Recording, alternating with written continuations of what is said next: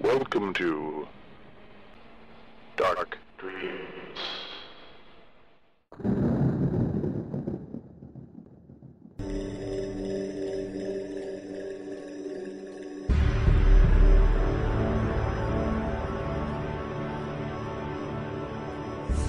Horrified Press. horrifiedpress.wordpress.com.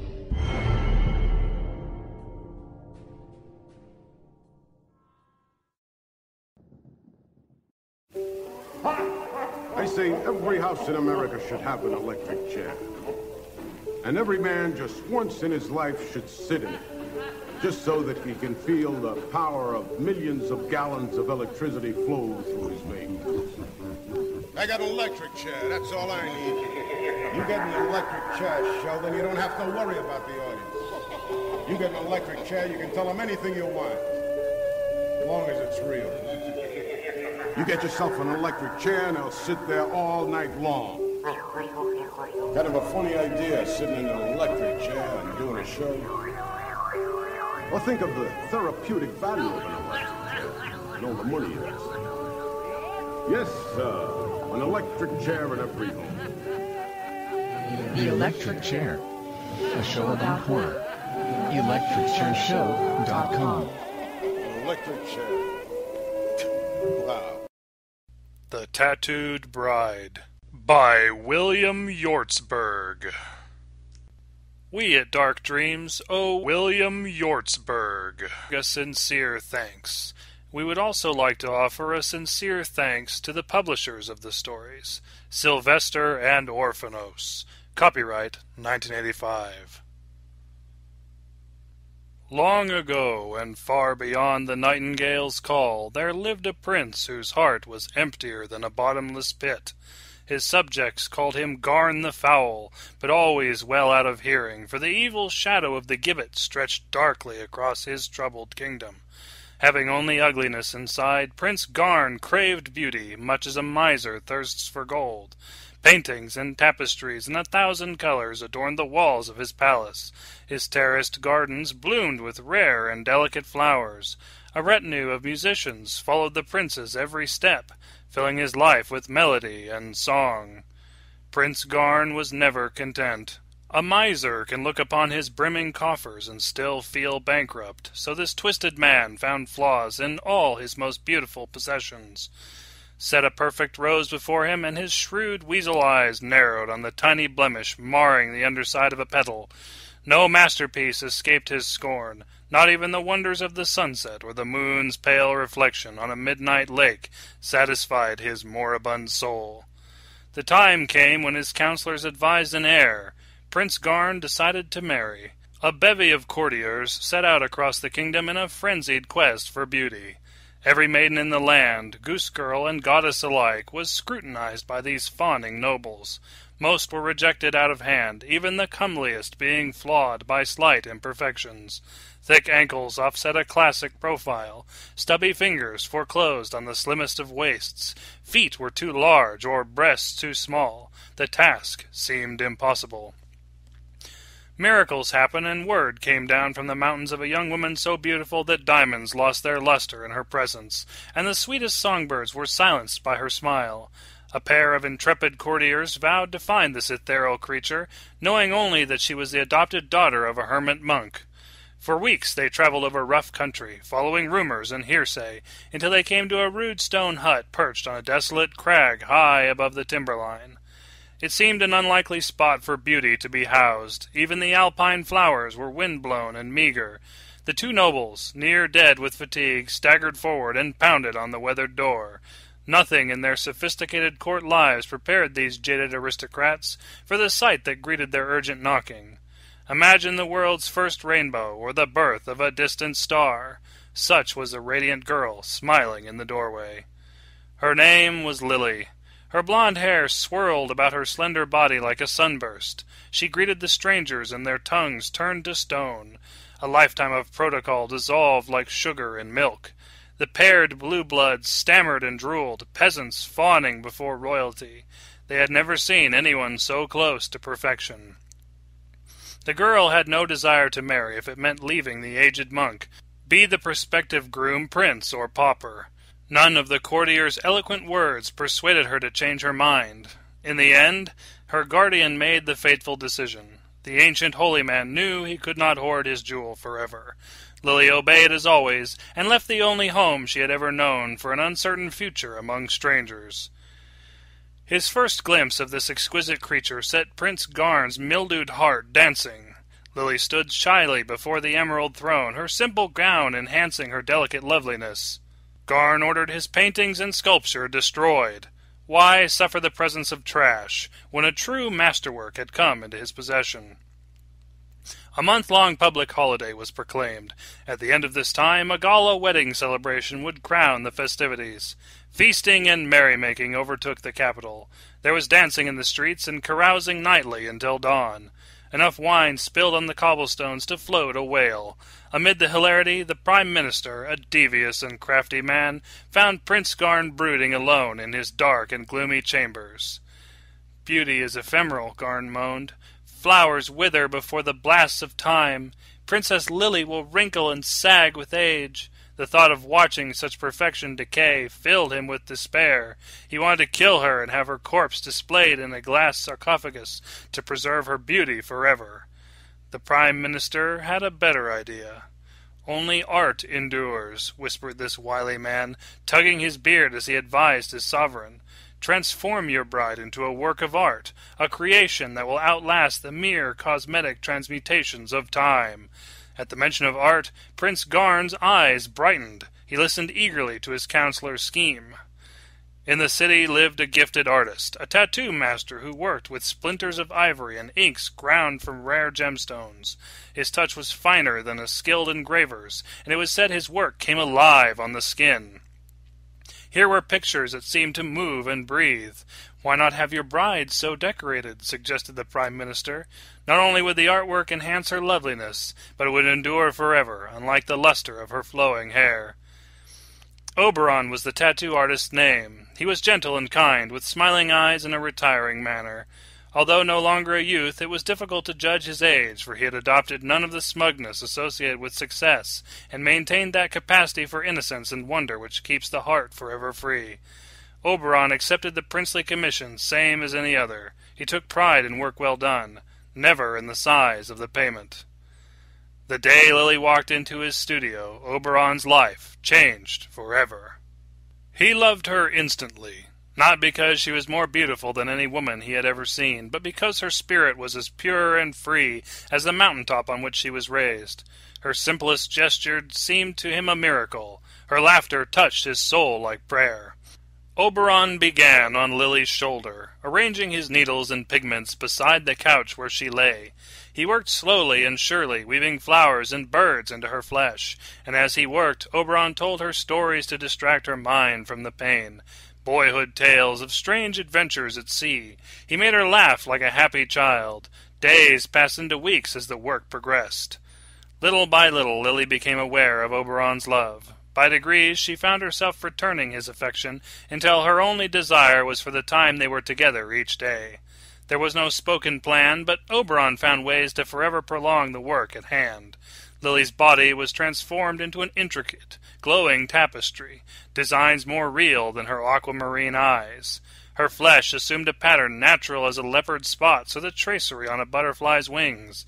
Each morning Oberon etched another small detail, highlighting and retouching, and the work went on, days blending one into another like a dream. Already the wedding had been postponed 3 times, and although Prince Garn was delighted with his richly embroidered bride, he began to grow impatient. His selfish nature caused him to resent Oberon's talent. He wanted the tattoos adorning Lily to remain unique. No one else should have so handsomely illustrated a woman. After all, wasn't he the prince? To safeguard the singularity of his treasure, Garn the Foul determined to kill the tattoo artist once his work was complete. Lily overheard him discussing assassins with the Prime Minister and ran in tears to Oberon's studio. Although he never thought beyond forestalling Lily's eventual marriage, Oberon realized it was time for drastic action. He instructed his beloved to go to the prince and say she would not be wed until he had a tattoo of his own. Lily did as she was told, and soon Prince Garn was stretched naked on the tattoo master's couch. Oberon worked far into the evening, lulling the prince with his clever tales. It was nearly midnight before he set aside the inks. When Garn called for a mirror, Oberon begged him to wait until his return to the palace, and share the joy of surprise with his bride. Prince Garn urged his coachman through the night. The hoofbeats rang like the din of battle on the cobbles. At the palace, the eager prince hurried up the monumental steps and ran breathlessly to his bedchamber. He flung off his robes as if they were on fire and stood with his back to the full-length mirror. The terrifying tattoo spread from nape to buttocks. It was of such surpassing ugliness that horror gripped Garn's heart. Oberon plumbed the black depths of the prince's soul, portraying the evil dwelling there with an artist's uncanny accuracy. The very mouth of hell itself seemed to disgorge the imps, demons, and fiends cavorting across his back. No imagined perversity was overlooked. The tattoo was damnation incarnate. Prince Garn ran screaming from his chambers, mad with uncontrollable fright. His personal bodyguard, alarmed by his frenzied cries, drew their weapons and came to his aid. "Get it off! Get it off!" screamed the prince. When the soldiers saw what was portrayed upon his back, they caught the prince's terror like the plague. The dreadful tattoo mocked them more than the deadliest of sins. The sovereign's plea for its removal only added to the panic. Without thinking, they struck at him with their swords, perhaps to carve the awesome artwork from his flesh. Again and again, the keen blades bit deep into the princely back as a crimson flow covered the tattoo like a merciful curtain. The guards didn't stop their butchery until Prince Garn lay sprawled across the marble floor, dead as dead can be. And so the story ends. The unfortunate bodyguards lost their heads as traitors. The wily prime minister maneuvered his way onto the throne, but was unseated by a revolution within a year. Our happy lovers, Lily and Oberon, ran off to the mountains, where they were married by the ancient monk and spent a lifetime together, harmonious as a choir of angels.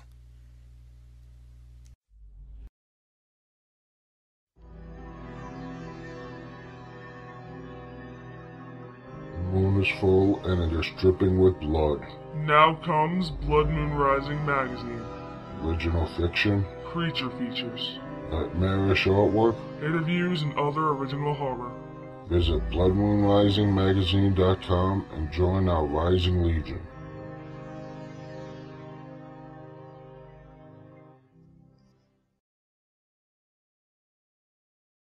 Charon's View by M.T.H. Ayers. Charon perched on the scaffolding, coddled in the environmental suit, and looked through the titanium lattice into infinity. In recent months it had come to frustrate her. Out there, or rather everywhere, was the infinite universe of stars, nebulae, planets, galaxies, and great unknowns, yet this was her universe. The finite, nay, insignificant speck of spaceborne habitat that was all she had known since birth. Her ancestors had lived on a planet, truly part of the universe and product of its wonder. Now every one of their surviving descendants inhabited these prisons of their own devising, kept at safe distance from the awesome spectacles nature offered. Even the nearest star, a red dwarf, was a parsec away. The nearest blue giant lay far across the galaxy. That way, she thought as she pointed lazily. Charon hadn't kept her thoughts entirely private, but more than one friend reminded her that their antecedents had dreamt of that which was now the norm. To them, modern humans lived in space, whereas they had not, had been confined to a planet. A planet bountiful of life. Even the water had played host to it, and covered over half the surface, it was said. Now they were free to travel the ellipse, connecting a nonillion people in the sweeping array of habitats. If she put her mind to it, she may even find opportunity to visit a planet. Although not a biosphere, That would be dangerous. Bacteria, even from utterly alien biospheres, were tricky. Her visor misted briefly as she harumphed. Last standard year, Habitat E-190 or some such, had been hit by a meteoroid storm and 12 people died. Could a cradle of life be more dangerous than that? Her eyes scanned the starscape again and fell on a star that almost brought her to tears. She had pointed a datascope that way once and had seen a red giant, invisible to the naked eye, just below. She asked later why they had not been taught that Sol was so easily found. They said it was not worth dwelling over. It was not as though Earth were still inhabitable. Still, she thought it remained. A charred pebble of a world it may be, but for now it was there, right there, where she could never go. Reaching out as though to caress the unseen world, she pondered what else the datascope had said. Sol was still parent to some cometary nuclei, in particular a binary pair once known as Pluto and Charon. At least her namesake, she considered, could be near the home world. Charon might be able to see it. I might be able to see it, her mind murmured as she leaned instinctively forward. She never had bothered with the tether. Hours passed. She knew they had done in that disconnected way the dreamer knows she sleeps. Hours had passed since she set foot on the world. How wrong they had been. She believed what they said, that Earth was charred and ruined, but they must never have checked. The ground was a green as lush as any hydroforest, the stream as full as its reservoirs. The sky was pink, though, she saw, with that huge red star. But birds flew still, herds of them, sweeping and diving. Charon ran through the grassy meadow and found herself in a patch of flowers, as multicolored as ever she had imagined. Here flew what must be bees. She recognized the yellow stripes on their bodies and beaks. There was even a flightless bumblebee snuffling through the roots. She took off her glove to feel a flower, yet her hand grew cold and numb. She could not think why, though wondered as she looked up if it was because Sol had shrunk and turned yellow again. She smiled at it, giddy, and decided she should try to smell the flower instead. She took her helmet off. Why, she wondered as the sweet fragrance flooded her mind, was her breath so hard to catch?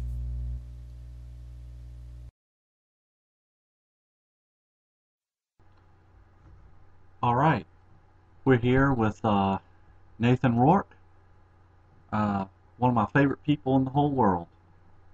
Nathan is a poet, publisher, and a great writer. Hey Nathan, how are you? I'm all right, Mark. Thank you. That was a very nice intro. Yeah, no, I'm doing good, man. I'm doing good. That's good. Let's see. What should I ask you first? That's the question. How about I ask you about your influences? Sorry? How about if I ask you about your influences? Okay. Okay. All right. Influences. My influences would have been Clive Barker would have been a big influence on me when I was younger, because he was sort of really becoming established. And yeah, I did a lot of reading with Clive Barker's work. With Stephen King was an influence on me as well. So that was really it was a lucky time to kind of start to write. You know, I was when they were around, I was just starting sort of, or I was becoming aware of people like Stephen King. I was around, well, that was from about the age of 12 to about the age of 15, I guess, that I really kind of read through all their work and really got involved in what it would mean and what it sort of could mean to be a writer. Right. Very influential yeah. stuff. It really kind of grabbed my attention and made me think, well, And that led you to some of the others? Yeah, I mean, there was a lot of stigma back then that there is now about the genre of horror. When people talk about horror and it's not quite as well written as other genres, and it's not quite as credible as other genres. And when you read the works of those two artists I've just mentioned, that just totally blows that out of the water. Yeah, and it really does. Yeah, and it just made me think, well, you know what, I could actually enjoy doing that. But I didn't really follow it up at the time. Really, I started and I was doing quite well. I was getting good feedback when I was getting feedback, I got to meet Clive Barker, and it was all on the up and up. But it was in the days when you didn't have internet, you didn't have snail, you had to send everything by snail mail. You didn't have mobile phones, so communication was very difficult. It was very difficult to communicate with other authors and communicate with publishers, and there wasn't really a great deal of support there. That was what I'd say was a major drawback for me. Being born in the age I was born late 70s. Right. I would say that was a major drawback. I mean, these days it's very different, especially for a lot of sort of younger people coming up now that start writing. One of the contributors to one of the books I've released through Horrified Press was 17, and his work was absolutely amazing, and that's due to the fact that he can get that support, and he's very talented anyway. But I'm sure he'll go on from strength to strength because he can continue to get that support. Right. Were you ever influenced by H.P. Lovecraft or any of the older ones? Do you know what? I wasn't No? at all. I wasn't at all. I'd seen a couple of movies made of Lovecraft's work. Oh, they were bad, weren't they? With the exception of the 80s.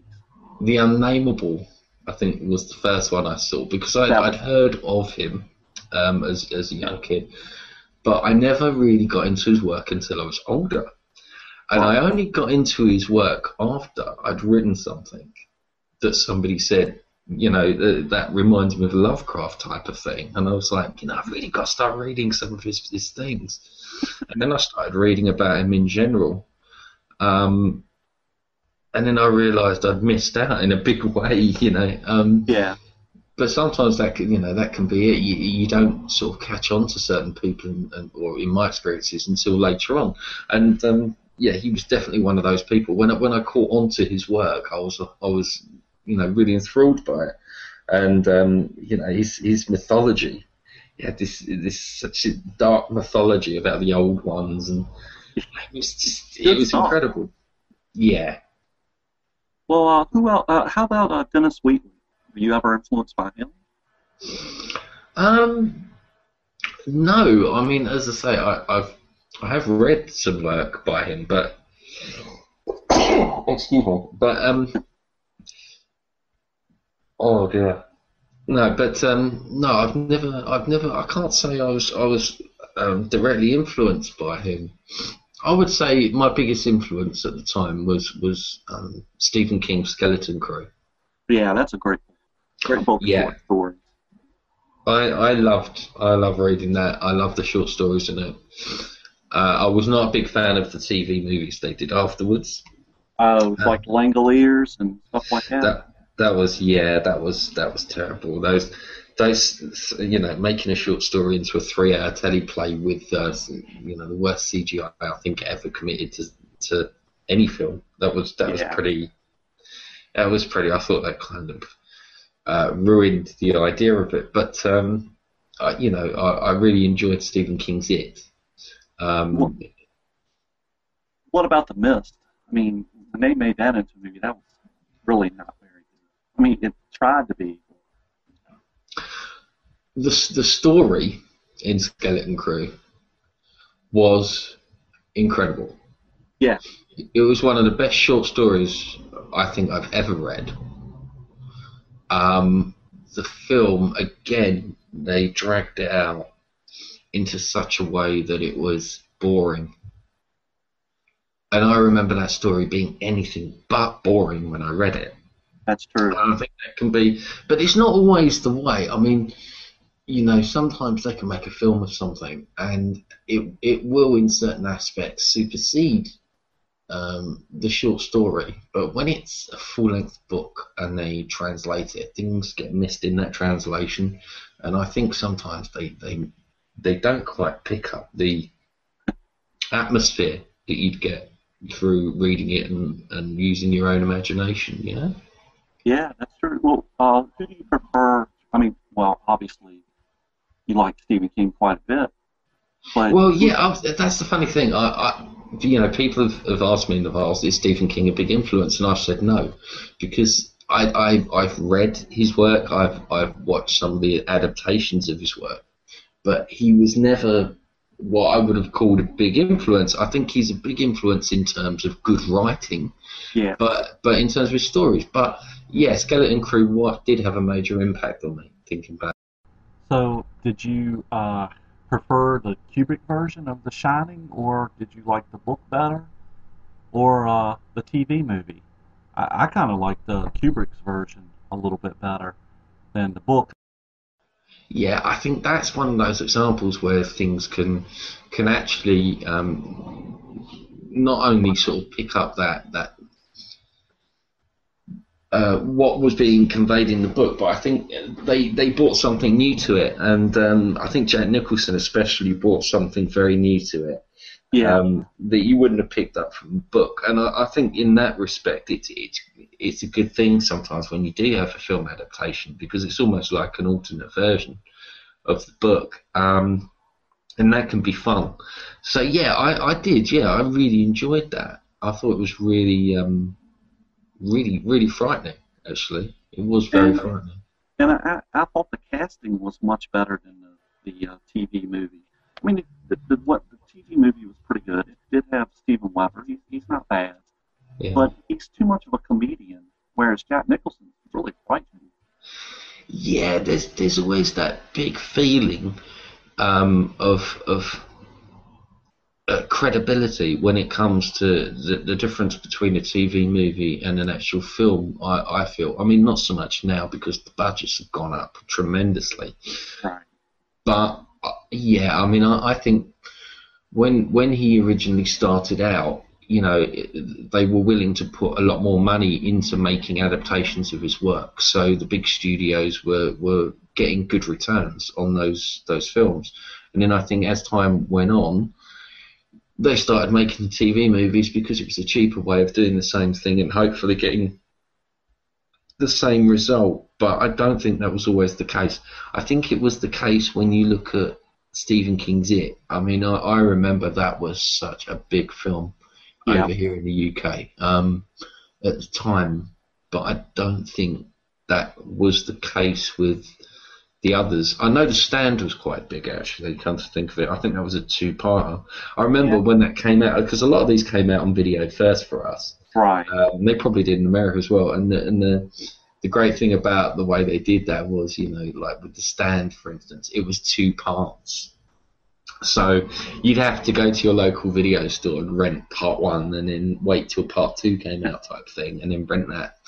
So they were very clever, actually. I think it did, eventually they put it all on one thing, but... Oh, it was a huge two box set, two video box set of 4 hours. You know. Yeah, it was a big thing, wasn't it? I think that over here in America it was 4 nights. I'm not sure. Maybe not. Maybe it was 3 nights. And they did really well with it. Well, they had Gary Sinise. I think Gary Sinise lent some credibility. And they had some others that were pretty decent. But yeah. I was never a fan of The Stand, especially his look. You know? Yeah, I didn't. I actually did prefer the. I think I did prefer the TV movie to the book, if I remember rightly, because I think I found the book. Stephen King. He's interesting. He's really interesting because he can sometimes be so succinct and so literal in the way he describes things that he will get that big audience. Yeah. And he, it will be straightforward enough, yet complex enough in the overall to gain both, an audience and credibility. And nowadays I will look to him to see how he does that in the sense of with my own writing, because I started out as a poet. So starting out as a poet, yeah, it was harder because I started as a poet. It was harder to become a short story writer. The poetry came naturally, but the short story writing didn't, and that took a lot of hard work and a lot of study for me personally. And I found that when you look at that was the hardest thing to write that way for me. In the sense of writing in a very succinct and simplistic manner. I found that really, really difficult to begin with, because I like to really go into things in a different way to that. But then I saw after about the first story, I think first story or maybe even two that I wrote, I sort of looked back at them. And they were good stories, and I was happy with them generally. But then I realised, that if I just simplified a few of those things a little bit more in those stories, then people would understand them more. And once I did that, for my work ongoing as well, my stories did become a lot more popular with people, and it's a real difficult fine balance you've got to walk between your vision and how you would like to describe things and the way that your audience will get it, because if they don't get it, it's pointless. Yeah, you're in a way, absolutely right. I really thought that your poetry was remarkable. Very good. I was very impressed with it. Oh, well, you like the poems? Yeah, they were great.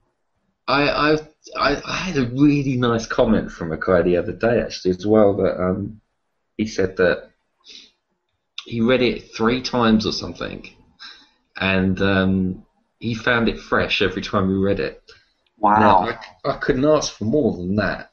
And that it interested him even that much that he would have read it 3 times to find out if he could find anything else through it. So yeah, it's always been that way.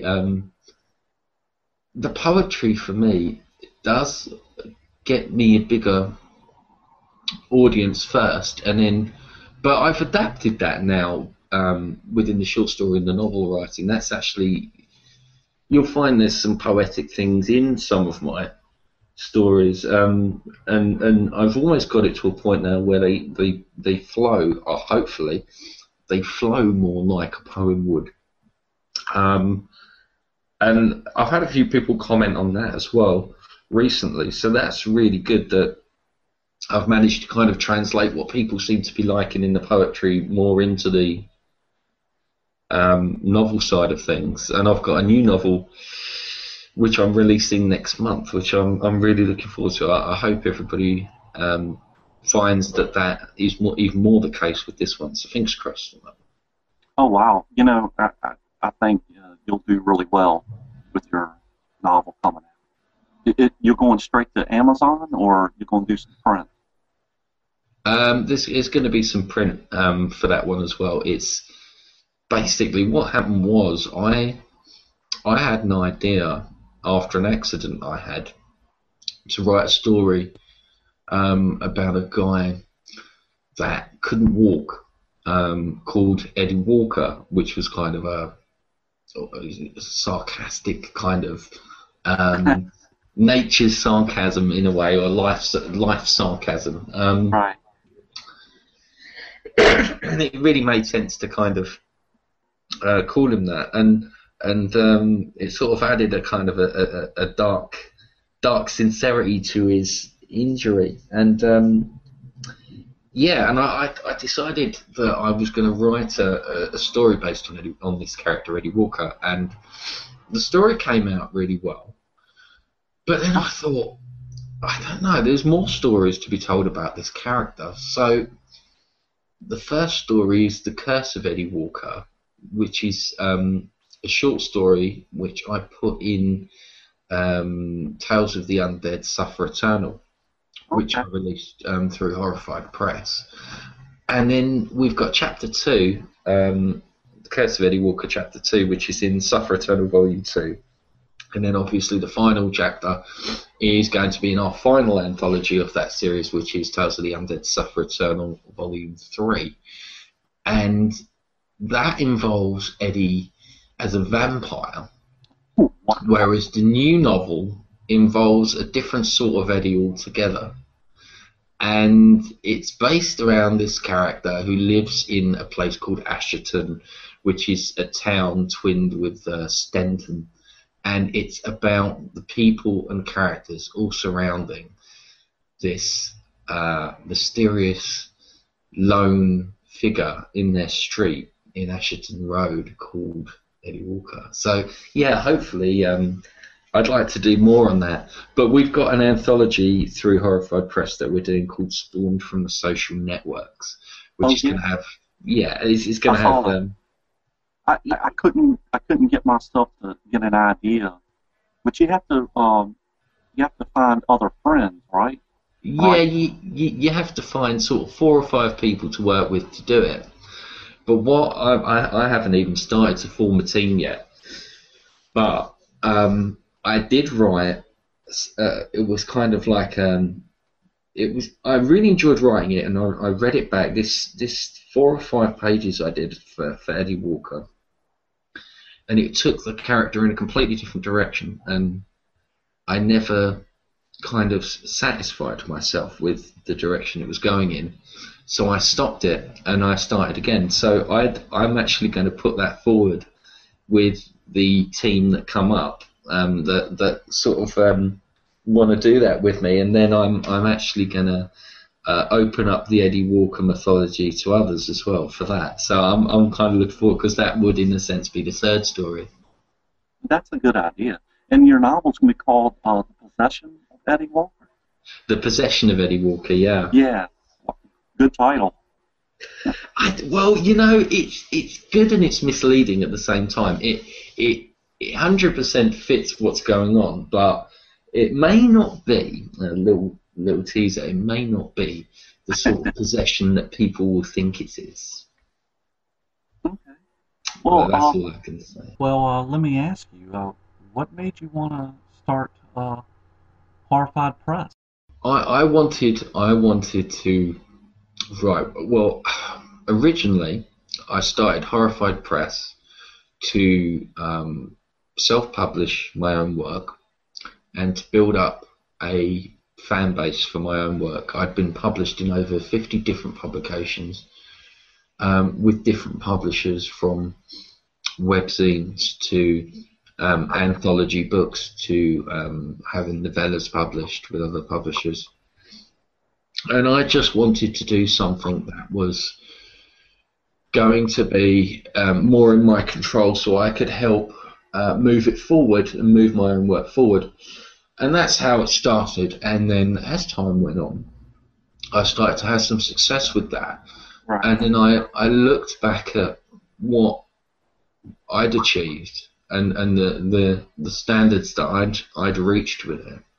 And then I thought, well, I could really do this with other authors, and I could really help them to become more recognised, hopefully, and to represent them. And then we could do that, and we could build Horrified Press up into something which is a lot more, for other people instead of me. Which is, I I love that anyway. I love reading other authors' work. I love working with other authors. And as I say, when I was learning to become an author, I had no support. Right. And it's given me an opportunity. We get lots of authors that you know, come through our doors and they don't need that help. But then we get a lot of authors that do. When I say help, oh God, it sounds like, when I say help, I mean that the stories are good and the work is good and it's well written, but with a few tweaks, Right. and teaching a few extra things, they could be great. And that's what I love doing. I love doing that. And I you know, when I read through stories, like I've said in the past, you know, I don't see myself as some sort of judge on that. I just see myself as almost a coordinator of that, really. And you know, and I'll just look to see what our audience would like. Let's go ahead and get into that one thing about what happened a few months back with your publishing company, HORRIFIED Press, and some people, a certain person, really didn't like the way you were running your business, and didn't like the fact that you didn't offer up any royalties or any kind of payment. And you clearly stated that you were for the love publication, and yeah, it was a bad experience for me, to be honest. Everything up until that point had been going the way that we'd planned. I mean, as you know, being a contributor, all our authors get a pre-edit and a final edit before we go to print. I set a release date. I stand by that release date. Right. Everybody signed a contract, and you know, as you know, I will tell everybody before you send the contract back to me signed, please read it carefully. And I actually make a stipulation to put that in any email I send with a contract to an author. Please read it carefully, and if there's any questions, please let me know and we'll talk about it. So the fact that they were then turning around and saying, or you know, certain people were turning around and saying that I had been unfair, unjust, and untrustworthy in the way that I was running the business was really insulting to begin with and made me very angry. But then, you know, especially the amount of work that it takes to run a small press, and I mean, you know, running a podcast and you know, it's like some of the other people that I speak to and other authors that are with us that run their own publication, webzines and so forth. It's an incredible amount of work. If you would be doing it for the money, you wouldn't do it. It's not like that. It's a case of, it's a long haul, it's an incredible amount of work. You'll never get the money back from the work you do. The only reason you would do it is if you love it. And that's exactly why I do it. And yeah, I mean, unfortunately, with that particular situation that you mentioned, if I had kind of said, fine, you know, we're a for the love press, and that's it, it probably wouldn't have gone on for as long as it did. But my intention was always, as we went along, and as we gained more sales and became the books became more available in other areas, that we would eventually start to pay our authors. So when I then admitted that was my intention, then I was, yeah, you know, why is it not in your contracts? Why?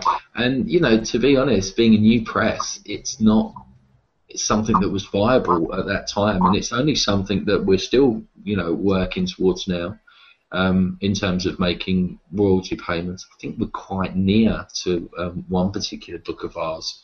Oh, wow. Yeah, I think probably if sales continue the way they're going at the moment, I think in the next sort of 2 to 3 months they'll be seeing their first payment.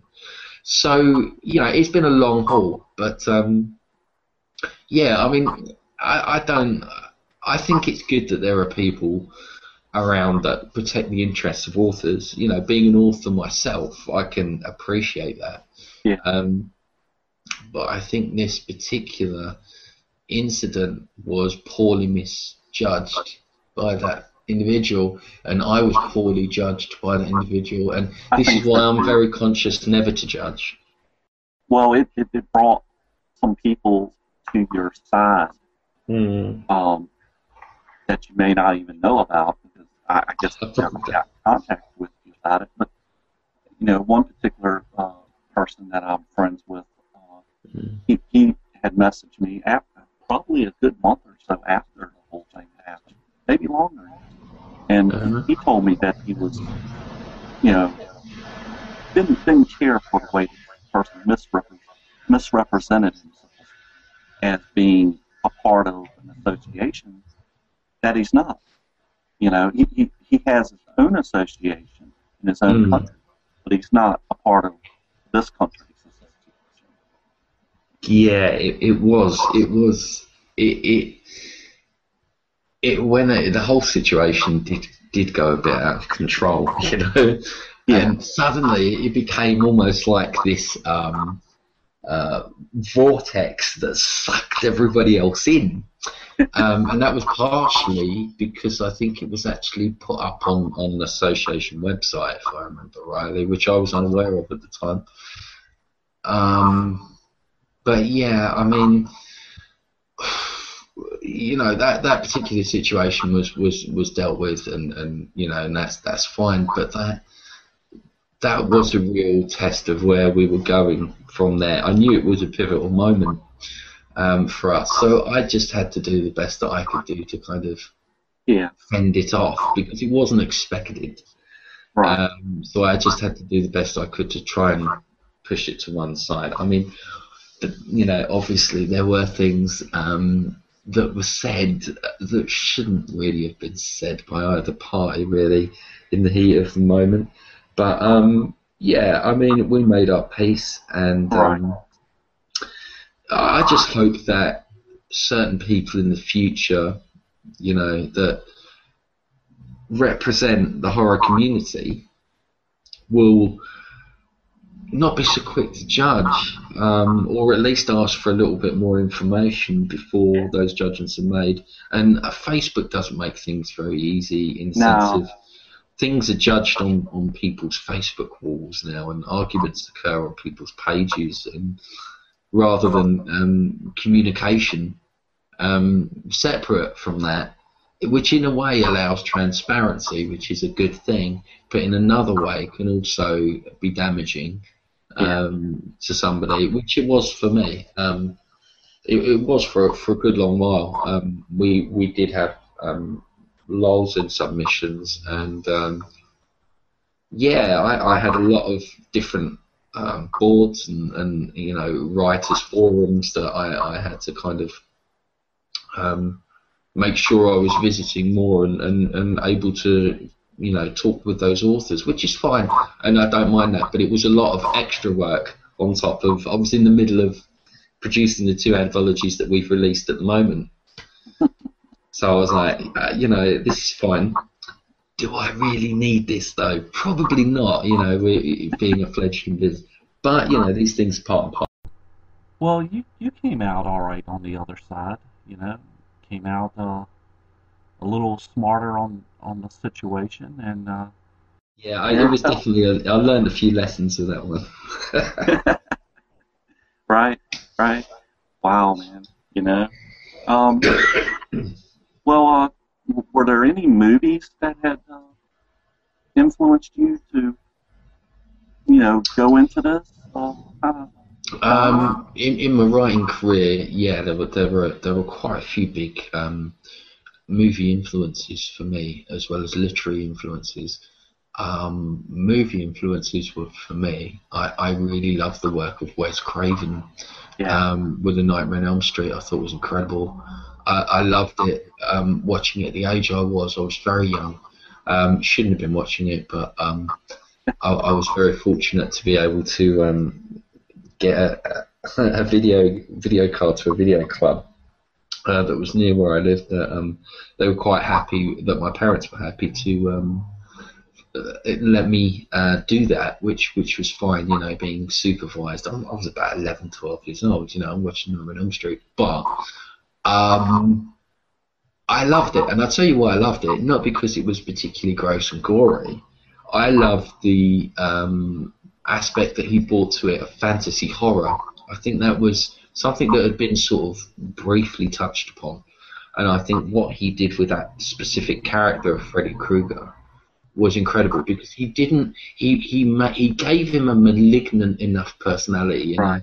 and an evil enough backstory of what this character had been doing to make you wary of this character. But he didn't dwell on that. He didn't dwell on the side of these you know, twisted things that Freddy Krueger did in life. He dwelled on the fact that he can manipulate your dreams and kill you while you're asleep. Now, I found that fascinating, because, you know, dreams are always a real sort of mystical world that generally people don't understand, and you know, scientists still don't fully understand. And yeah, there's so many different theories, isn't there? There's that people that when you're asleep, your soul wanders free is one of that I've heard. Another one is that it's your subconscious working out things that you've processed during the day. I've heard the same thing. Yeah. Yeah, and then suddenly he brings it into it's this netherworld that you can you know, kill people. It was really, really disturbing, but it was so clever that I had to know. Do you know what? It reminded me of those old movies I used to watch when I was a kid, those old Frankenstein Universal films. And those Dracula Hammer films. It reminded me of that. It was like, how's he going to come back this time? Right. How is he going to get out of this? And in a way, it's a weird thing, because I saw a lot of interviews with Robert Englund, who played Freddy Krueger as well in America, that there was a real kind of fan base behind Freddy Krueger, which there should never have been behind a character like that. But you almost found yourself rooting for him to survive and beat the next lot of snotty-nosed little brats, you know? Yeah. In a way. White suburban punks. Yeah. I mean, you didn't feel bad for him, really. But yeah, and then which says all sorts of things about our society and children that you don't feel, you know.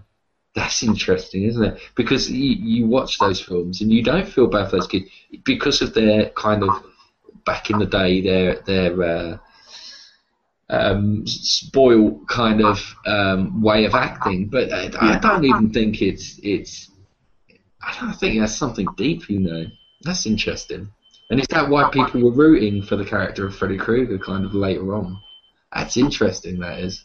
Anyway, yeah, so that says a lot about our society and how we deal with children. But no, generally, yeah, I thought it was an incredibly insightful film, in the sense of you could create a horror character and you could create a horror world, and you could make it very much more of a fantasy film. Yeah. Well, you know, you find with horror that you can write just about anything and fit into a horror story, you know? I mean, there's so many aspects of it, which in a lot of ways, maybe science fiction is closer to it. But kind of fantasy, especially if you're looking at like sword and sorcery, has its own rules, whereas horror is pretty open-minded. Yeah, I mean, I like the fact as well that I think this is why horror gets a bad rap and people think it's a cheaper thing, is because, you know, a lot of writers enjoy writing horror. So there's a lot of horror work out there, because there's nothing better, even if you're not a horror writer, there's nothing better than coming up with a story about, you know, how a character that's disturbingly similar to you has walked into his boss's office and done the most unimaginable things to him. And then you've got the filmmakers, and the filmmakers love to make something that's going to, attract people. And they love making horror. Why? Because it's a very cheap thing to do. Yeah. Mixing up a vat of fake blood, and it's not too difficult a thing to do. So it can be done on a cheap budget, and it's fun. Horror's fun. People love being scared. That's true. We say we don't, but we do. It's really schizophrenic. It's like when you go on a roller coaster. You look at a roller coaster. I mean, who in their right mind, honestly, would go on this thing that, you weren't there when it was built. You didn't see the guys putting it up. It looks strong enough, but, I mean, how tall? But you still do it because you want that thrill. You want to be scared. Have you ever seen The Innocents? The Innocents? Have you ever seen that? I haven't. Early 60s? Oh, man. Talk about very smart. And I watched a documentary on the making of it. And one of the writers was Truman Capote. Really? Yeah. Oh, you can watch it on YouTube. The last time I looked. It's a very smart film. Very. I'll have to check it out. I mean, there's still a lot of, cinema. Yeah.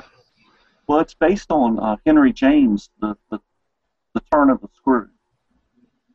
Okay. Yeah. Have you ever read that? I haven't, no. It's basically a novella. It probably could have stood out on its own as a book, and the book version I have is published with all his other stuff. But it's really probably the best thing he's ever written. I'll have to check it out. It's very gothic, very creepy, See, that's my avenue. That's what I love. That's what I love. I love the creepy side of horror. I've never been a big fan of what you'd call the exploitation type horrors. The real kind of gore splatter fest. Oh, yeah. I don't mind. I'll sit there and I'll watch a bit of Texas Chainsaw, and it's quite interesting, and it's very disturbing. Though, Texas Chainsaw, the very first movie, really does not have any gore. It's all in your mind. You think it is. It's sound effects. There's not that much blood in it, to be honest. That's true. That's true. The sound effect and the actual overall look had such a kind of... It came together, didn't it? It sure did. It was such a great film, and the dinner scene with the family was so bizarre. Oh. And it's so funny, That's something I think that's really unnerving, when you can get dark humour. Oh man! Like when you have, my favourite, say, movies, for example, would be things like Dog Soldiers. Oh yeah, yeah. I like that. They're laughing about sewing someone's guts back in their stomach, and past the salt, we need to sterilise the wound. I mean, it's just crazy. Right. But I love that. I love that kind of dark humour, and I like that a lot about a lot of Stephen King's early work in film. Actually, stuff like Creepshow. Yeah, Creepshow's excellent, great. Man. Love the stories in Creepshow, especially with the crate. Yes. Yeah, that was excellent. So you're not really a fan of the Italian horror cinema? I have watched some Dario Argento stuff. Argento's very good at what he does. Very technical. Sometimes the acting's not the best, but what was it? I saw The Church, Suspiria. There were a few others as well. Yeah. But I never got into the other side of it. Like what was there was a real was it Zombie Flesh Eaters? Oh, yeah. Talking about like Fulci, I think is his name, with the zombie. Actually, that's not that bad. I kind of like Fulci, but I appreciate him more like you would appreciate a hamburger. When I saw that, one of the things I noticed was the fact that they cut to America and they set this scene in America, and then the rest of the film is completely away from America until the end. It's like they tried to really kind of shoehorn it in for an American audience. Right. there's a zombie on a boat. Oh, it's in America. It's right by, I think it was by like the Statue New of York. Liberty. Yeah, and then the whole thing was set on some island somewhere. Like it was quite funny. I thought that was. It was. Well, how about I'm gonna bring up a really obscure movie. Let's Scare Jessica to Death. Which one?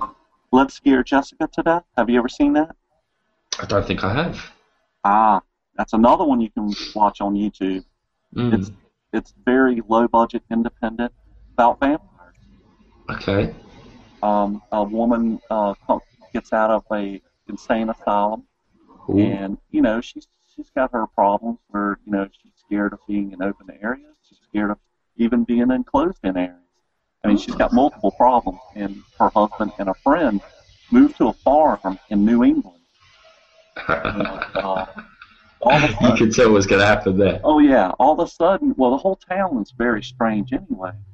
Townspeople, they don't really like them. It was made in 1973, so the whole hippie scare was still around, and that's what they're viewing them as.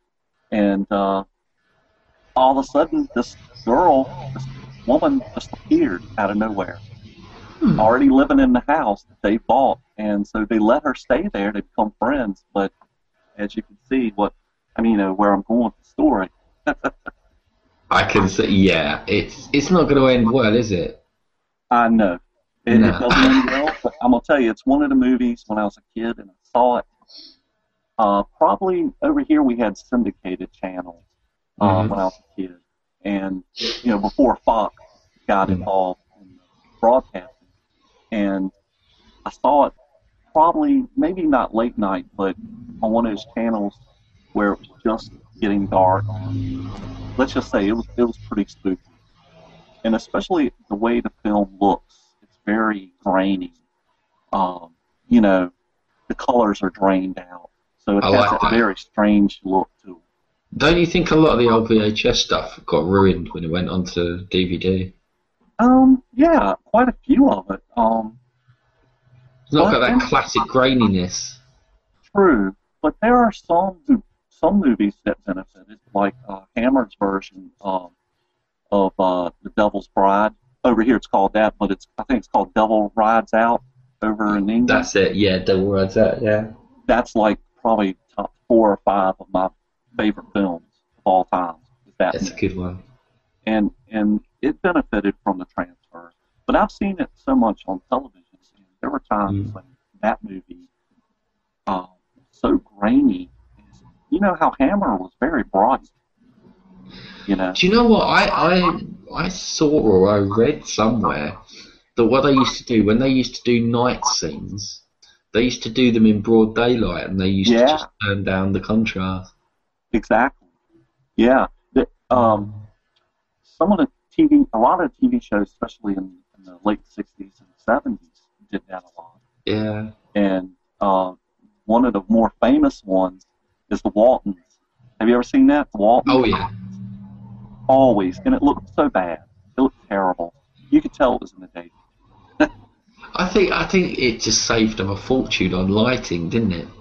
Yeah, but, if you don't know how to do it... don't do it, yeah. Yeah, you probably should get in touch with Stanley Kubrick's cameraman and figure out how to do it, because he did it quite a bit. You know? And he was just a genius anyway. He probably knew how to do all kinds of things that we don't know anything about. But, Kubrick was just, very good at anything to do with film. Oh, yeah, yeah. Well, Nathan, I think we probably should go ahead and end this. Okay. Before our YouTube cuts us off. No problem. Listen, Mark, been an absolute pleasure.